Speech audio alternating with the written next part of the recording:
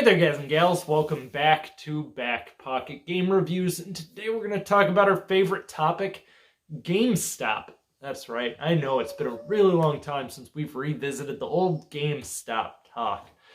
Well, so GameStop's got a lot going on right now. There's actually going to be two GameStop videos here very quickly, not like back to back, but they will be very quickly. Recently GameStop has been on a giant layoff spree. And we're going to kind of talk about that a little bit. So one of the most obvious things that I realized recently was when I was scrolling through Facebook job postings and noticed that there was a GameStop job posting, not just for a district manager position, but for multiple store managers. They don't tell you which stores, which is pretty common in retail. Sometimes you'll interview for one store and you'll wind up with another store.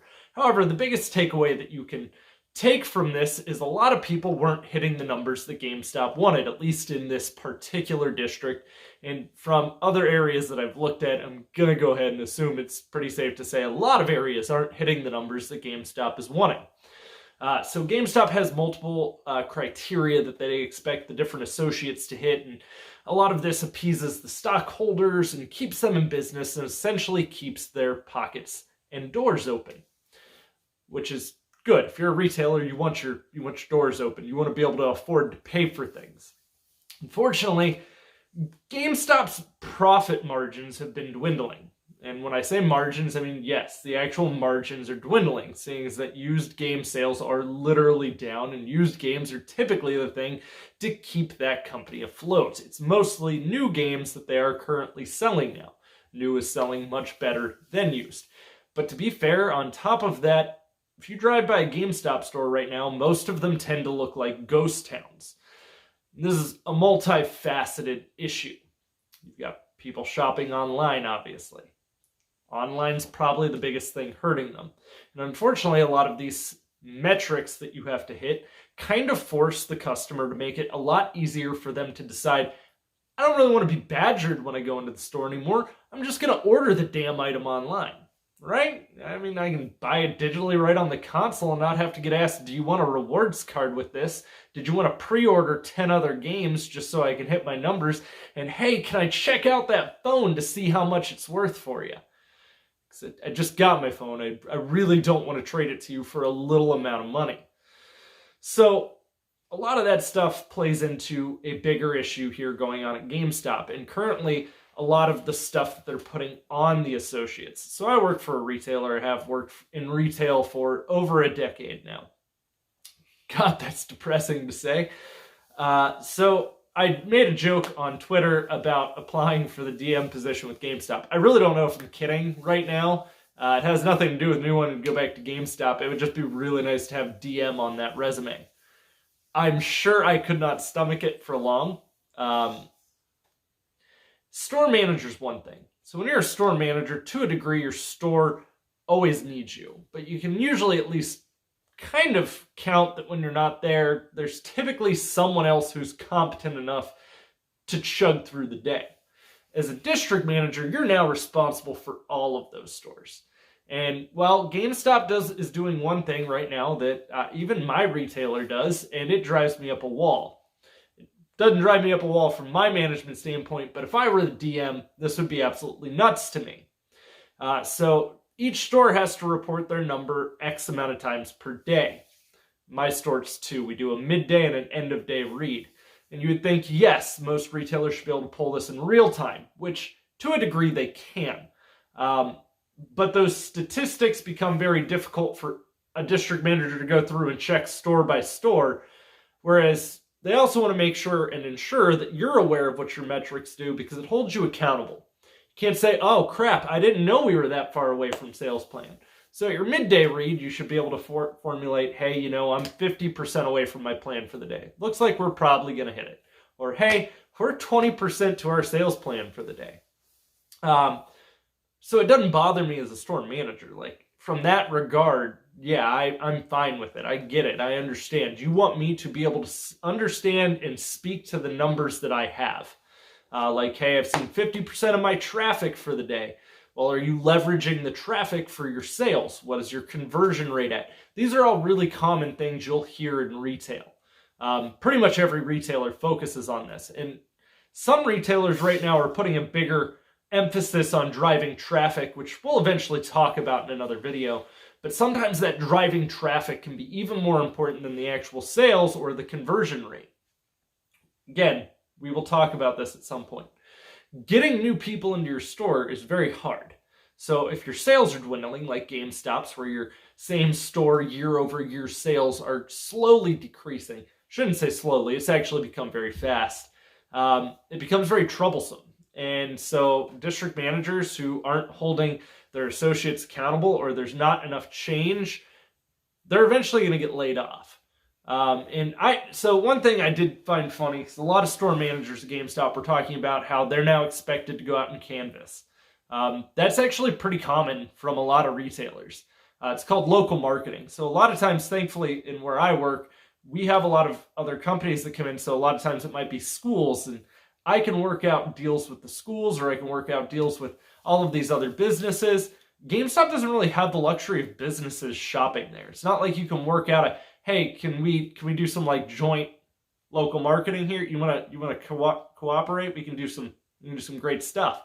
Now, especially with how midnight releases have died, because I used to do that for a lot of my midnight releases. I would go over to like Sparrow's and be like, hey, can we have the pizza that you're just going to toss out at the end of the night? And they usually toss out a lot. Like they usually have 3 or 4 fully pizzas that they usually would just pitch. And do that at midnight releases. We'd give out pizza to some of the first people there. A lot of times we'd get stuff from like Noodles and Company. Aaron's would let us borrow TVs, and we'd set up Aaron posters, have applications for customers there who maybe couldn't afford to get a TV. And don't get me wrong, yes, I would never recommend for you to buy a TV through Aaron's, but some people really cannot afford to otherwise. So, I mean, a lot of it comes down to how do you as a business cooperate with another business to hopefully benefit both. That's not uncommon. As I said, I used to do that all the time. I used to love midnight releases, but those are kind of dead. GameStop now gives their employees no budget, and to be fair, I can just download the game, have it pre-installed and ready to go right at midnight without having to go out, wait in a line, come home, install the game. I can just bring the damn thing home. It's already there. I don't have to do anything. So there's so many different avenues. And then when you think about the fact that a DM literally has to go through all of these store numbers every day. So let's say it's 2 times a day at a minimum. That's twice a day, 7 days a week. They're compiling all of these numbers and explaining to their boss, so their regional manager, who probably then has to take those numbers and explain it to the RVP, the regional vice president, to why these numbers are down. And a lot of this has to do with accountability, because if you're at least understanding where your numbers are and you're like, yeah, we leveraged the traffic, the sales just weren't there, conversion was great, there's only so much they can do. They can't really be pissed at you at that point. But unfortunately, with GameStop's traffic dying off, and I'm going to assume I drove by my GameStop locally to me today. Some of you have actually ran into me in there. I drove by this GameStop, and there was one person in the store that was an associate. And my wife said she drove by the other day when she was going grocery shopping, and they were all just standing outside smoking. There wasn't a customer to be seen. Nothing wrong, I get it. I've taken, group smoke breaks at work before, back when I smoked, and back when it was seriously slow. There are days like that. But unfortunately, this isn't a days thing anymore. This is continuously going on for GameStop. And it does suck for their store managers, because to a certain degree, you can control traffic to an extent. It's not a huge extent, and that extent is very minimal when the customers don't like the experience they have to go through in your store. And again, that's because corporate expects these things. And corporate should expect numbers out of you. I'm not saying they shouldn't. It's just the offerings that GameStop has, the stuff that they want you to push, is dead. It is a company that is literally gripping onto a ghost of itself. Here we are. Why would you go work there? Would you want to be a store manager right now? Because I'm sure that the store manager probably gets the text, hey, your store's not at its numbers, on their day off.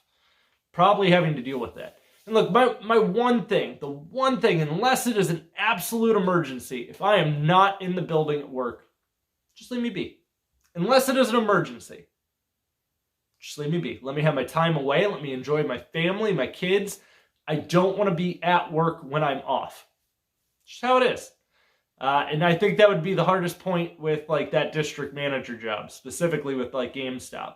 And granted, almost every retailer is struggling right now. There are very few retailers booming.